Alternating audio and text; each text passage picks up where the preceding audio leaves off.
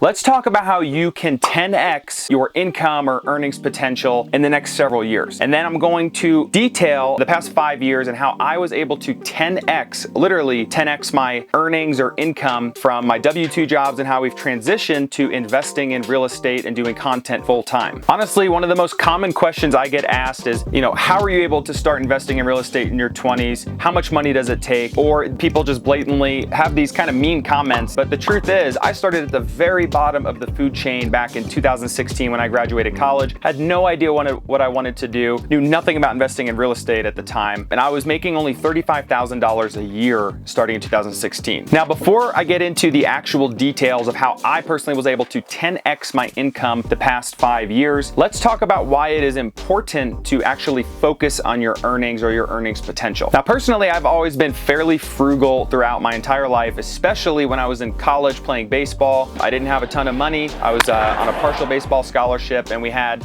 some money given to us when we traveled on the road to pay for food. One of the biggest debates I had with myself in my mind, I'm not even kidding, it's kind of funny looking back on it now. I would literally stress out hardcore when I was in line for Chipotle, because we would always get Chipotle like probably 3 to 4 times a week in college. And I would have this debate in my mind of should I get guac or not? Because guac costs like an extra $2, right, for like a scoop of guac. But I had that debate in my mind because I was so frugal and I just wanted to save as much money as possible. Usually it would stress me out so much I would eventually just not get the guac and save the $2. But the older I've gotten, the more my mindset has shifted from, saving as much as possible and being so frugal to shifting to an earnings mindset. How do I boost my income or boost my monthly cash flow or take home every single month or year over year? How do I grow that? Because at the end of the day, I realized I cannot save my way to financial freedom. Even when I had my first job and I thought making $35,000 a year sounded like an absurd amount of money to me, I was, budgeting hardcore. I used a personal custom budget that I had built in a spreadsheet, which you guys, if you want, I have it available in the link in the description below, which I still stick to this day.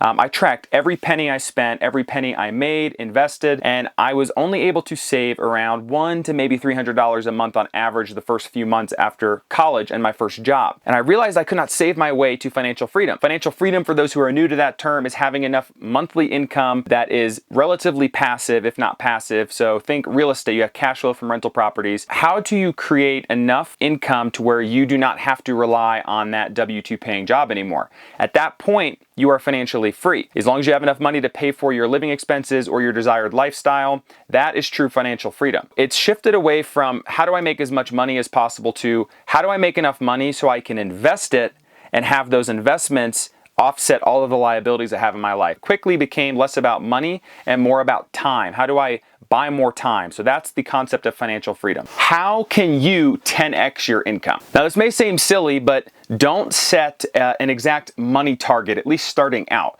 right? Don't just say, I want to make $100,000 a year by age 30, or I want to make $1 million by age 30. Instead, think, I want to achieve financial freedom as quickly as possible. And what is my financial freedom number? Depending where you live, if you have a family to take care of with kids and whatnot, that financial freedom number is going to differ from person to person. The reason I encourage you to chase financial freedom instead of that dollar figure, it's going to make you way more hungry and less burnt out by chasing financial freedom instead of chasing some arbitrary number. Now, once you achieve financial freedom, all of a sudden you could focus on passion projects and just blow up your income even further from there. What is that financial freedom number? And once you hit it, then you could set more of an income goal per month. Number 2 is don't be complacent. And I know a lot of you guys are like, oh, that sounds super simple. Of course, I don't want to be complacent. I'm not complacent. But so many people literally get complacent in their job every single day. And 90+% of people probably dislike their job. And let me ask you this question. If you did not get paid to do your job or money was not a factor, would you continue to do that job or would you do something else every single day? The majority of people, like myself, if the money was not the driving factor in that job, I would not have done any of the sales jobs I've done because I really have no interest in selling technology to companies. But if you feel like you're being complacent in your job today, either do one of the 2 following things. If you feel like you're getting capped on your earnings potential, start applying for other jobs. You don't have to have all of the skill set necessary in order to do the daily tasks of whatever job you're applying for. Instead, you can learn those skills. So make yourself marketable to other companies. You may be surprised who takes on an interview for you. It's okay to get outside of your comfort zone. I encourage you guys to do that, because the faster you learn new skills and the more people you network with, it's going to open up doors down the road. And then secondly, speak with your boss. If you feel like your earnings potential at your current company or role isn't necessarily capped out and there's room to grow, don't just wait several years for a promotion and them to promote you. Instead, what I recommend, and this is something I'm going to get into with my own personal timeline that I spoke to with one of my bosses about a couple years ago, was sitting down with them and saying, what are the key performance metrics that I need to hit in the next 3, 6, or 12 months in order to earn either 1, a promotion, or 2, more importantly, a pay raise, or both if they coincide with each other. Once he or she is on board with you, you guys can have key performance metrics that you can track, and as long as you hit those metrics on a weekly or monthly basis for that scheduled time frame, there's no reason that they will not promote you at the end of that time period. If they don't, then honestly, screw them. I would look for another company that is willing to allow you to grow within that organization faster. Number 3 is you could take a greater control over your earnings by getting a commission paying job, or one that you can get bonuses throughout the year. The first thing that comes to mind for me is something that I did, which was get in a sales related job, right? I was selling technology for several different companies, and I got paid based on the amount of revenue I sold during that time frame. Or in some cases, you may get paid a bonus by hitting certain sales targets. Now, this is extremely important because too many people say, oh, I'm on a salary job, maybe making $50,000 a year. Why would I go above and beyond? Or even if I do go above and beyond, it doesn't affect my pay. I am a big believer of having a direct relationship, or at least a semi-direct relationship, between the amount of effort you put in, the results you generate, and the amount of income that you make in turn for your efforts. So that's why I love sales so much. Another job you can think of, it doesn't have to be technology sales or medical sales or anything like that, but you could do something in real estate that is commission based, right? You sell houses as a real estate agent and you get paid a certain percent of that transaction. Now, even if you feel like you're stuck in your current job and you are having no luck applying for sales related jobs, you could get your real estate license or sell products on the side, do affiliate marketing and things of that nature, to where you can still boost your income outside of your W-2 paying job. How much time do you guys spend watching Netflix on your phone, doing other stuff? I know that's all part of daily life. I personally spend way too much time on my phone, kind of burning away, hours of the day. But if you really kept track of that, you could probably allocate a few hours a day, if not several hours per week, doing a side hustle. Now, this could be anything from driving for Uber or Uber Eats or Lyft or something like that. You could spend time growing a social media brand and working to build affiliate partnerships to where you can sell products or services and get paid a commission on how many clicks or how many people sign up for that product or service. You could babysit for families. I mean, there's so many different things that you can do. Something that I did, which I'm going to get into, is I worked at restaurants in the evenings and on weekends outside of my job.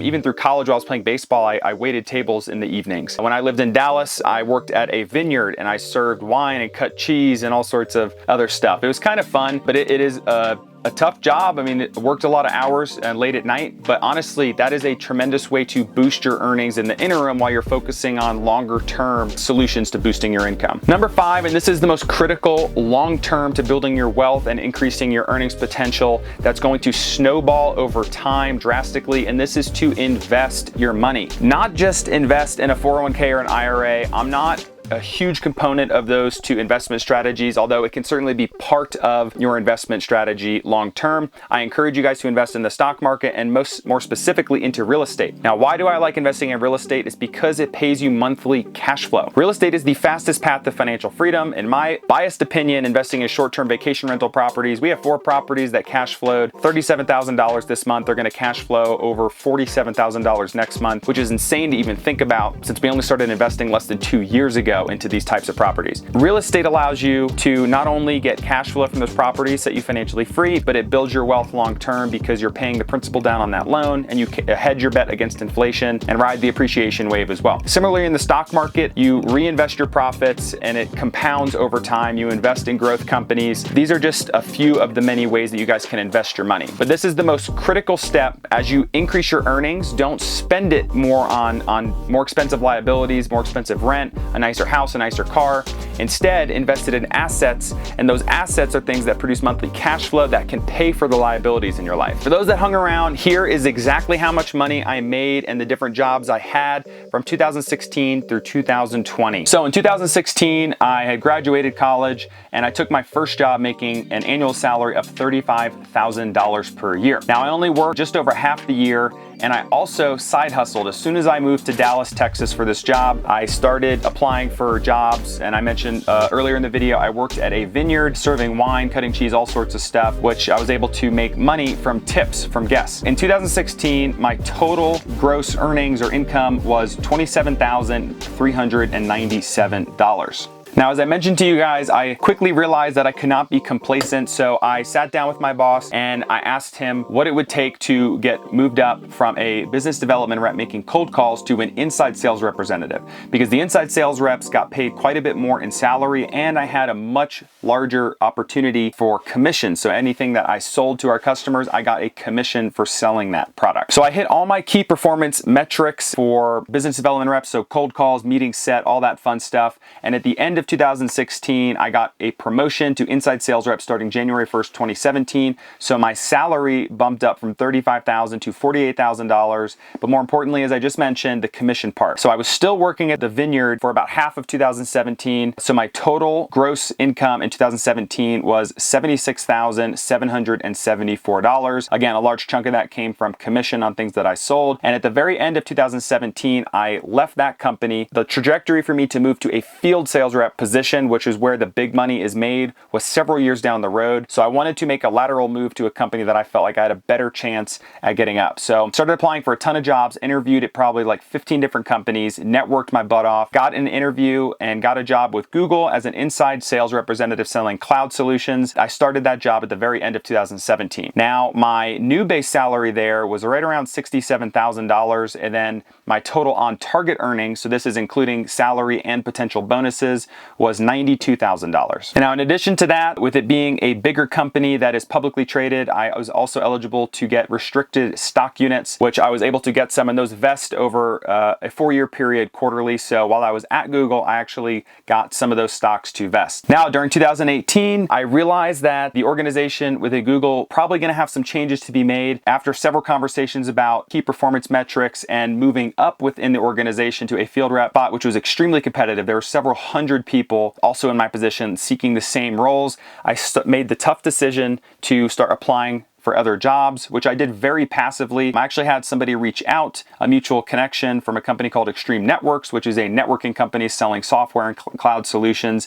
And that was a field sales representative opportunity. So although I was not really actively looking to change jobs at the time, I enjoyed working at Google. The people were great. I was happy with the pay. I did entertain this, and I interviewed for the job and got a job offer, and I took that job starting October 2018. So my new base salary jumped up drastically to $100,000 per year, and then it's a 50-50 split with that company. So I had the opportunity to make $100,000 in commissions if I hit my on-target quota. Now, if I exceeded my quota, I could be capable to get accelerators. So for those not familiar with sales roles, accelerators mean you get paid at a higher payout ratio for anything you sell above your quota. So you can drastically boost your earnings if you go above and beyond. So that's why I really like sales. Not that I love the actual, day-to-day of the sales motion or talking with customers and things like that, but the opportunity to make a lot of money at a young age is substantial. So when I first started with that company in October of 2018, honestly, I was pretty lucky to walk into a situation where there was a couple deals active that the prior rep had left the company. So I was able to finish wrapping up those deals and I got paid out on them. Between Google and Extreme Networks in 2018, my total gross income was $150,313. So in 2019, I had a full year working as a field rep to try and go above and beyond and hit my quota and exceed it. And I was very fortunate. And I had a great team around me, but I did work really hard to build relationships with customers, make sure they were getting the products they needed, yada, yada, yada. And I was able to tap into accelerators. There was a couple months where it was by far the most money I had ever made in my life. So in 2019, I had a gross income of $284,779. And in 2020, because of how I performed in 2019, I approached my boss, who I admire. He was a great guy. And I asked him about key performance metrics and then comparing myself to other top performers within the company and within the industry. And I asked him, if he would support me seeking a pay raise. Not only did I exceed my quota, but oftentimes what comes with that in sales is an increased quota the next year. Responsibility went from around $3 million to $7 million in quota. So because of the added responsibility, that was part of the reason for my ask for a pay raise. So I negotiated that pay raise to $115,000 base salary and $115,000 for the target commission incentive. So a total on target earnings of $230,000 a year. And again, if I exceeded that quota, I could make more than that. In 2020, I had $309,260 in gross income from my W-2 paying job. I did tap into some accelerators there in 2020. I also had around $3,300 in gain from some stocks that I had sold. And then that was our first full year of acquiring and running Airbnb properties. And while not as substantial as it will be in 2021, in 2020 we had $39,687 in cash flow generated from those properties. So total gross income was $352,247 for the year 2020. So looking back in 2016, when I had an annual salary of $35,000, 5 years later I was able to 10x my income to over $350,000. Honestly, crazy to look back at. And the reason I share this in detail with you guys with complete transparency is because I want to encourage other people out there. You guys don't have to be complacent with your current job. If you're not happy with it, you can do stuff about it. If you're making a lot of money but also miserable at your job, you don't have to work until you're 65 years old. You can invest that money in a way that you can create cash flow or passive income monthly that can set you financially free in your 20s or 30s or 40s and so on. Also, as your income grows, it's really hard to take drastic boosts in your W-2 paying jobs, right? If you're to change jobs or get a promotion, at first, it's pretty easy to go from making $35,000 a year to making $70,000 a year to $100,000. But once you get up to the six-figure mark, it's really hard to continue to, increase by 50% or 100% of your income year over year, especially as you get into positions where all of a sudden it takes several years to earn a promotion instead of maybe 6 to 12 months when you're younger. So this is why it's really important to start investing that money heavily into things like real estate or the stock market. So here are a couple key takeaways that I want to leave with you guys. What motivates you, right? Is it just making a certain amount of money? Is it actually true passion for your job? Or is it like it was for me and my wife? Was it the greater goal of achieving financial freedom at a young age so you can actually do what you're passionate about? You have to make some tough decisions when you're younger. I didn't want to just pedal the wheels until I'm 65 years old, but I also did not like the pay of truly doing something that I'm passionate about. I could coach a high school baseball team and love every single day, but I would struggle probably money-wise if that's the only thing that I did. I'm not saying there's anything wrong with that, but what are your personal goals? Me and my wife, for example, I was in sales jobs that I did not particularly enjoy doing every day. Honestly, some days were relatively miserable, but I had that end goal in sight. It wasn't just money, right? Now it became about financial freedom. I do encourage you guys to think about what do you want out of life and start there more holistically speaking, and then you can figure out what you need to do to get there in the time frame that you want to do it. And I mean this when I say this, if we can do it, anybody can. We started at the bottom of the food chain. I had literally no savings, worked my butt off, and invested. That was the most important thing. We started investing a ton and consistently. So if we can do it, you guys can too. If you have interest in learning how to invest in real estate and Airbnb properties specifically, again, I'm biased on Airbnb properties or short-term vacation rentals because the cash flow potential and the cash on cash return, basically the return on your investment, is so much higher than any other form of investment that I've seen. It is the fastest path to financial freedom.